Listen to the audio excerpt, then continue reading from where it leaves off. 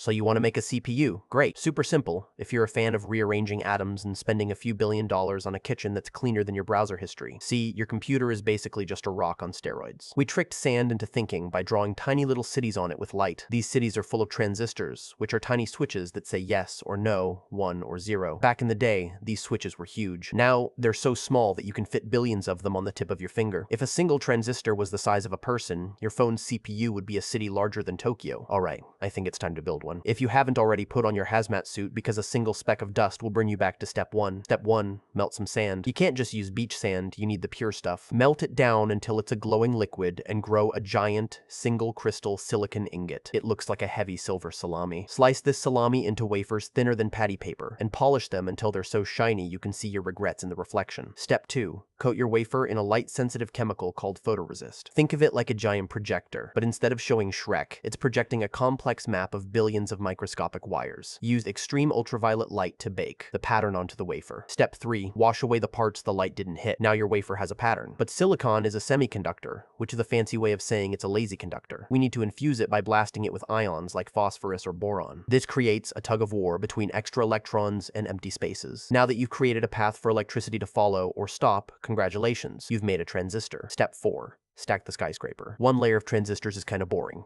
You need to connect them. Build up to 30 layers of copper wiring on top of your transistors. These wires are nanometers wide. It's like trying to build a multi-story highway system for ants, where the ants are moving at the speed of electricity. Step 5. Slice your wafer. Your wafer now has hundreds of CPUs on it. Use a diamond saw to cut them into individual dies. If you messed up step 2, half of these are now expensive paperweights. This is called yield. It's the reason why budget edition CPUs exist, because even a broken multi-billion-dollar rock is still worth $50 to a gamer on a budget. Step 6. Package it. A raw CPU die is fragile. Put it in a ceramic or plastic package and cap it with a metal lid called an integrated heat spreader. This keeps the chip from melting itself into a puddle when you try to run Minecraft with 400 mods. So, what do you do with your homemade CPU? You could possibly sell it on eBay for a few $100 to $1,000 depending on how well your final result turned out. But let's be real. You're mostly just going to use it to watch videos of cats in 4K or lose an argument on Reddit with someone named CheetoFingers99. And even though your CPU can perform billions of calculations every single second, it still won't be able to calculate the release date of GTA 6.